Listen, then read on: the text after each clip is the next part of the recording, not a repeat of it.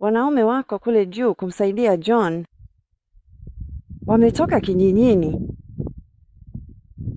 Nadhani baadhi yao ni familia ya Hassan, labda mwanawe.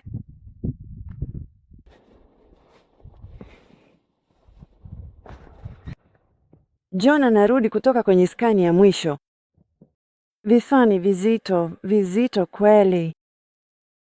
Na Zafer anaenda chini kumsaidia yadi 100 za mwisho hivi.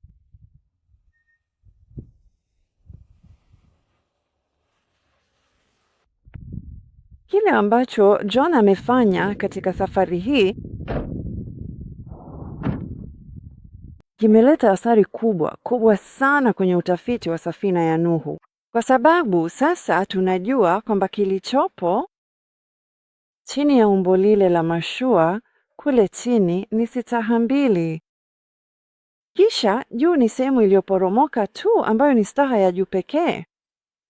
Inasisimua sana.